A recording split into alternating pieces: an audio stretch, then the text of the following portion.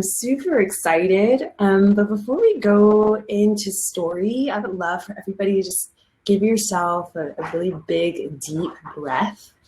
So just go ahead and inhale, hold it for a second, and then exhale. Just let your whole body go into the floor. Inhale again. And then exhale, just melt into your seat. I'm sitting on a little meditation proof on my floor. Just be comfortable. Allow yourself to be here. Thank you for allowing me to be here. I'm happy to share my story. I have some things that I want to share with you via screen share. So I'm gonna go ahead and pull that up. Let's see.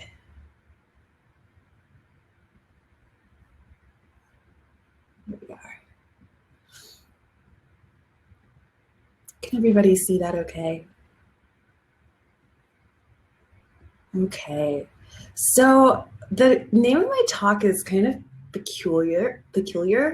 I've gotten a lot of feedback about combining the terms dreaming and political, creative process and global uprising together in one space. And I'm not sure how you feel, but, and sometimes I'm not even sure how I feel about these, but I know that on a soul level, so much of this work just makes every part of my nervous system like ring in a really pleasant way, sometimes in unpleasant ways. I just know that there are parts of me that wake up when I think about what is going on around us and what's going on inside of me. And I think about how so much of that relates to some of the history that I have with dreaming. My family jokes all the time. My mom and my brother used to joke with me all the time, Daje, like, you are literally lost in space all the time.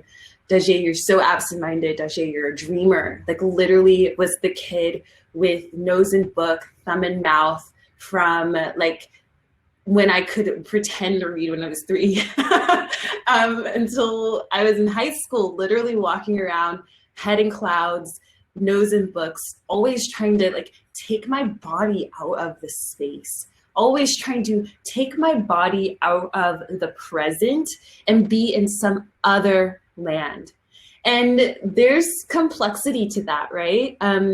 Just being a person, so many people in the world grow up in households that are abusive or households that are not kind to the body. And I was one of those people who grew up in a household that wasn't kind to my body, wasn't kind to my identity. I often felt really small by my stepfather's words growing up. And so through all of that, I went into myself, and of course I went to dreamland. And of course I chose to go within and be my introverted self, but I also developed debilitating anxiety and depression because I wasn't really fully able to be myself. And when I did try to be myself, and when I did try to show up and expand and use my voice, it was often shot down, right? So many people, I'm sure in this room, can relate to that story of being shot down when you try to be who you are, being put down when you try to use your voice in the way that is most authentically you, and not necessarily the way that someone else wants you to use your voice. And so that's why I'm showing up in this space here. A lot of the work that I do with other creatives is my work is to like help creatives to use their voices in the most self-kind ways possible, to show up and honor their own unique wiring, and to bring their own beauty and medicine to the culture. And so thank you for allowing me to bring mine. Thank you for allowing me to share space with you as you bring yours. This is why I choose to dream in the midst of a global uprising. Back in June, back at the end of May, we saw the entire world break. We've been experiencing a global pandemic like we've never seen before. We've been experiencing uprisings, across the globe like we've never seen before. And now, as of yesterday, 10/20/2020, we have the break of another uprising happening in Nigeria, in SARS. If you haven't seen anything about that, go ahead and look it up. There's a lot going on in the world, and there's a lot of people who are aching and who don't have the privilege or have this space to show up and be human, be themselves, be honored in their humanity. And that's a problem. And of course, one person, just a few people can't solve the problems of the whole world.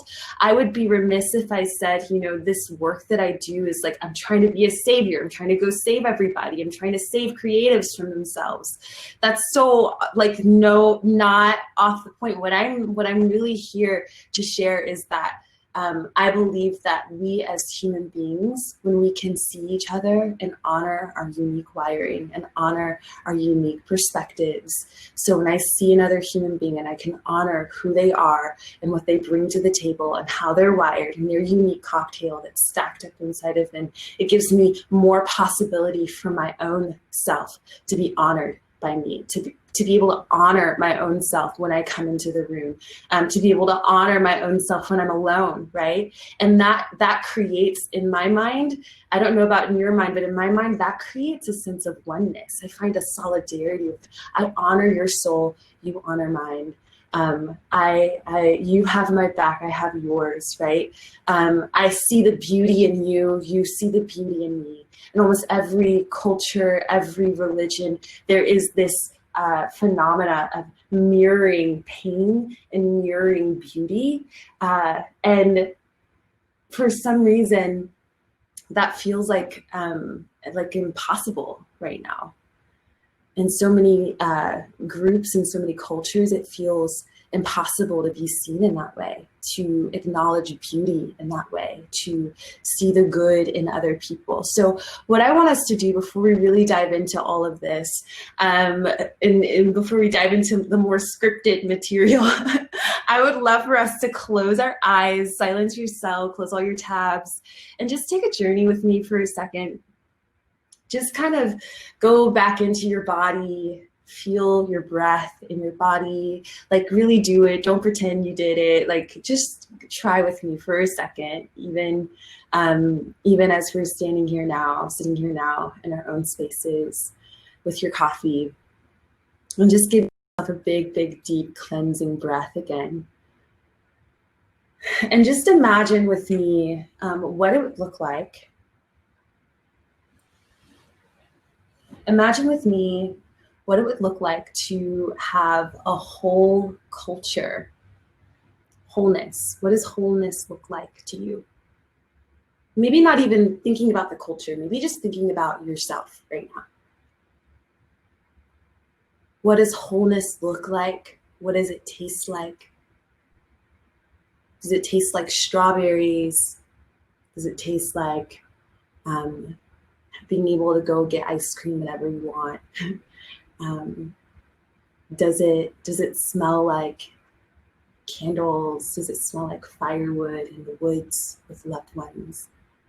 Just really allow your mind for a second to touch every part of wholeness for yourself and piece together an image in your mind, what it looks like for you to be whole in your body, to want for nothing, to be loved. Do you feel like it is possible for you to feel that, to experience that, to touch that with your mind? Or does it feel fuzzy, far away? Is it a faraway picture? Just acknowledge it. Don't judge. Don't judge yourself in this space. Just acknowledge what is, what comes up, what comes through. And when you imagine the state of the world, so when I say the state of the world, imagining your body in the world, in your immediate world, in the world you have access to, how does that feel? What comes to mind? Do you feel connected to the way that the world is moving, being? Are there corners of the world that give you hope that you feel resonant with? Are there areas of the world that you don't feel resonant with that causes dissonance inside of you?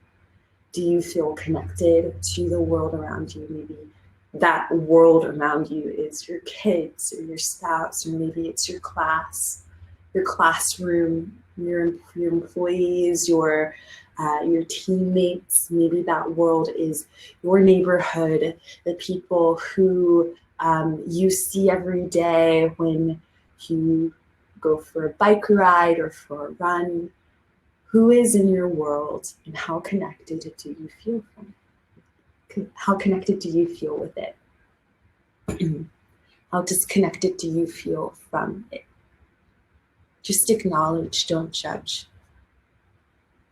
Now, as you've noticed some parts of your world that you feel disconnected from, and I just want to open up, like, processing. If you process by writing things down or drawing things, that's okay too. Like, if you can't just keep it in the mind space, go ahead and express yourself however. But this next consideration I would love for us to explore is putting ourselves in the context of culture. How do we imagine what a healed culture looks like? Can we even put our thoughts on it? Getting back to this, like, remember when we were in the body, thinking about your body as a whole. Do you feel its possibilities? Thinking about your culture as whole. Do you feel its possibilities, or is it hard to sift through right now? Does it feel fuzzy? Does it feel complicated? Does it feel a little messy sometimes? Bigger questions. When I think about the world around me, I think about my life, and I think about my family's life, and thinking about growing up in East Memphis, and I think about how so much of my family in Indianapolis is impoverished, and so much of my family in Memphis is impoverished. And I think about growing up in these cultures and witnessing violence. I think about my brother being killed by gun violence when I was 15 years old. I think about my mom experiencing the violence of my stepfather. I think about all the years and all the times and all the memories of, like, experiencing what we thought was just our life, but was actually like not what a lot of people were experiencing as life. Thinking that violence was the reality of what we would experience, and that poverty was the reality, and thinking that saying yes to the system to survive, and saying yes to underpay, overworked, saying yes to not being able to afford to exist in culture as a reality. For me, when I was in high school, I applied to University of Tennessee, having barely finishing high school, skated in by a thread on a wait list. It was the only college that I applied to, and my dream was to just other.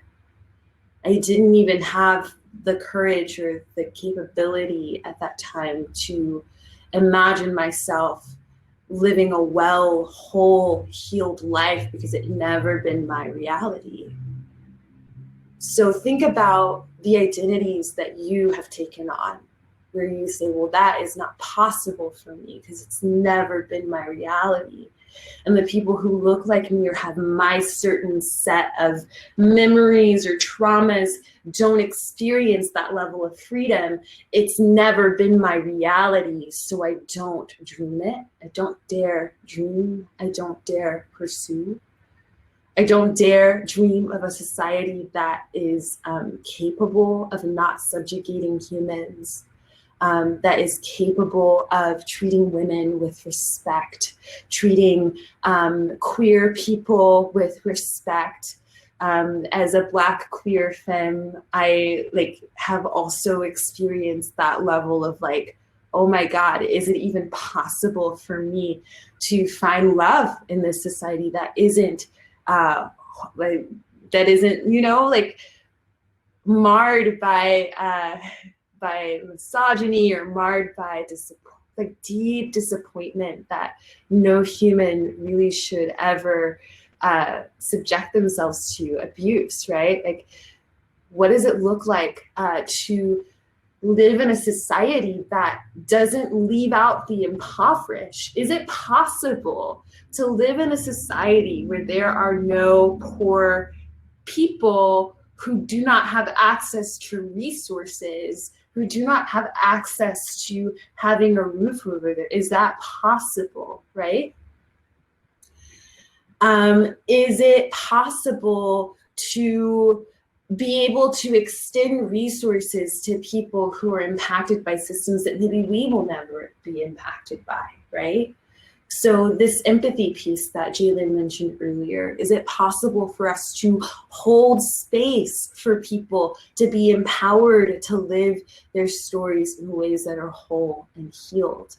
Is it even possible? Right? Don't allow your ego to answer this question. Of course it's possible. This is the work that we do. I want to go deeper than that, right? What does it look like to have a nonprofit industrial complex that doesn't continue to perpetuate harm in the communities that we long to serve?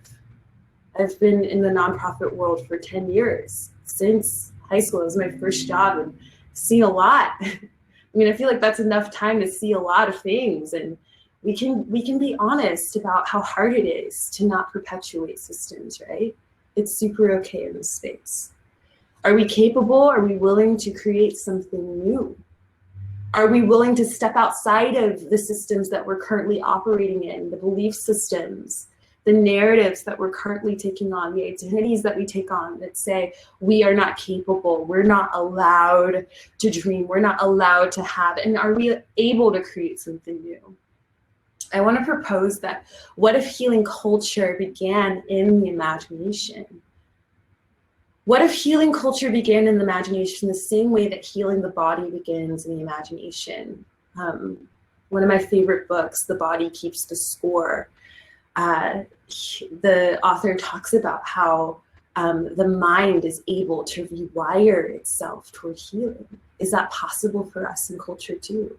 Are we able to heal the cultural soma, which is the connective nervous system, right? In the same way that we're able to heal the individual soma?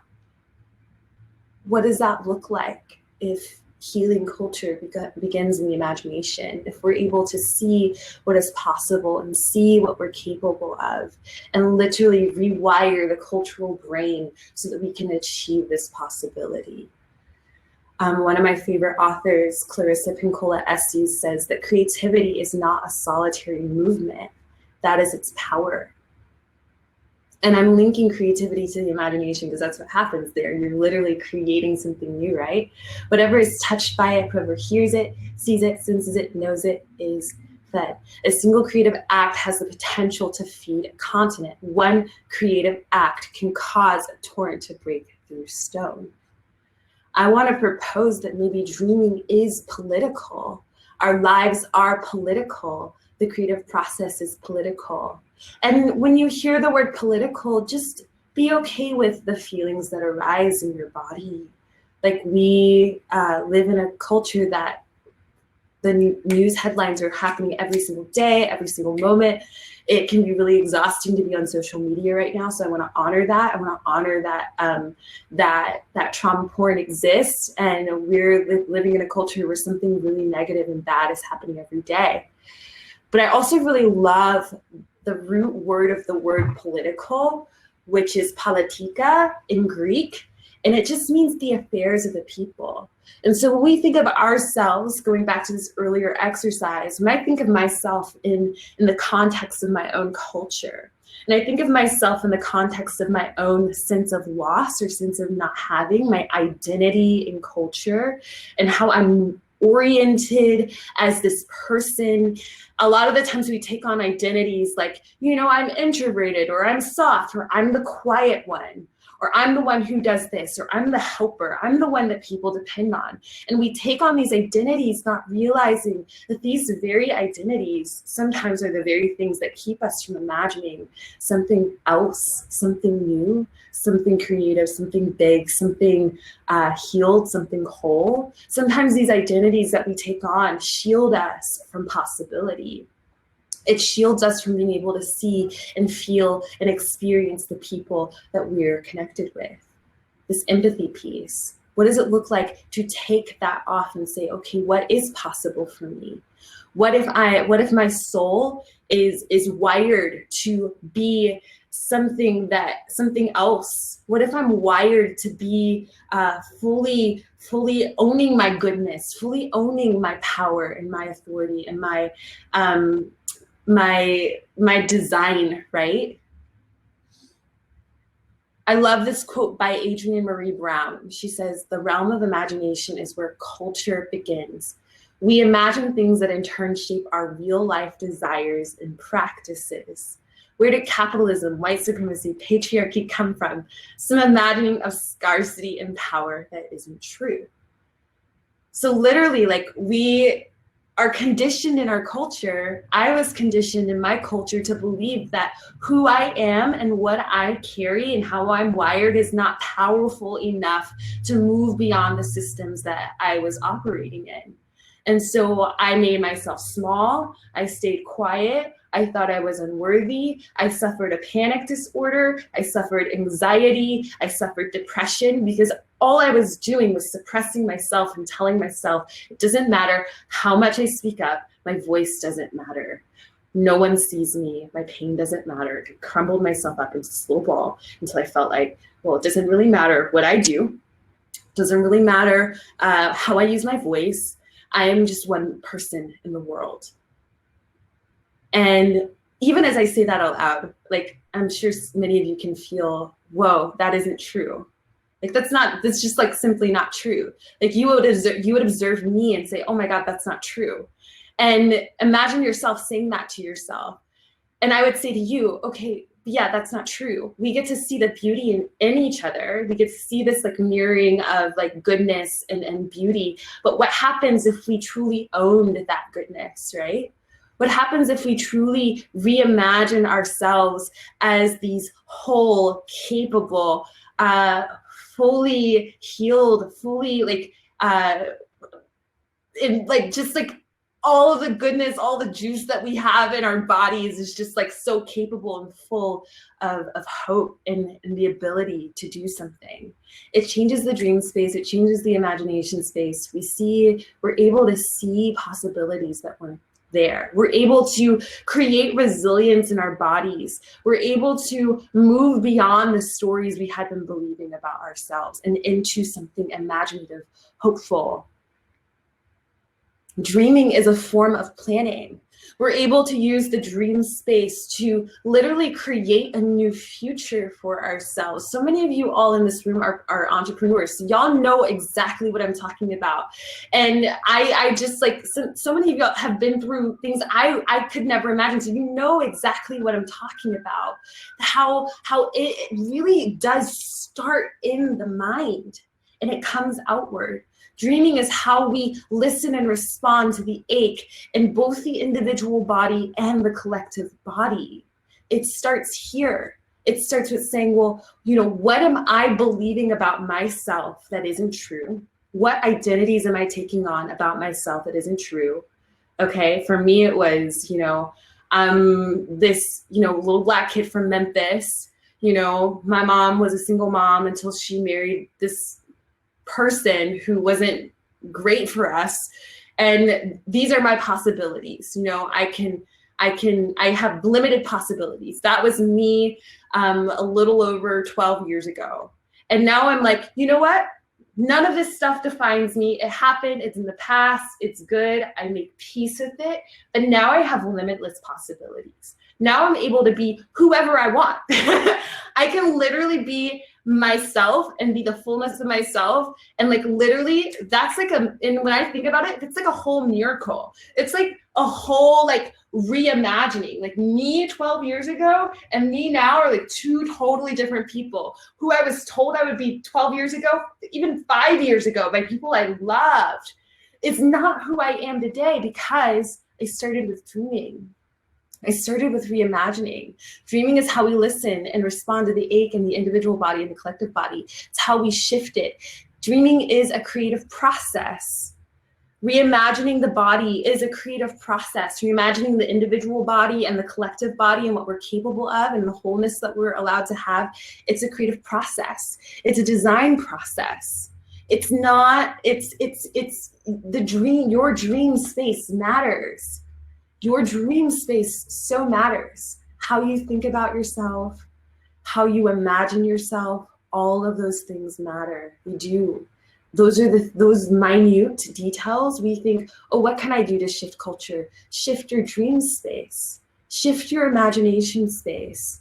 How can we own our unique voices in this culture and reach beauty with our medicine, our unique medicine? Because everybody has this unique thing that they bring to the table. Like I truly believe it. Everybody has this unique beauty that they are birthing with creation. And how do we utilize that in culture? We reclaim the dream space. We begin to reimagine ourselves. We begin to reimagine that we are wired for goodness. We are designed, literally designed for wholeness. We are allowed to hold the dream, hold our dreams, and see those dreams unfold in front of us. Some call this intercession. Some people call this asking for a miracle. Some people call it manifestation. But I call it holding our wholeness. And you know what, y'all? It's all the same thing. It's all the same thing. It's how do we hold the vision of our wholeness in all of its complexities, and all of its goodness, and all of its light and shadow, and move forward on that vision. We shift the dream space. What does a whole culture, a healed culture look like? Can we touch it? Can we taste it? Can we imagine it? The answer is within our imaginations. It's within our dreams. So that's what I have for you, and I really hope that y'all feel the courage to keep dreaming. I'm gonna stop sharing my screen now. Ta-da! That's it.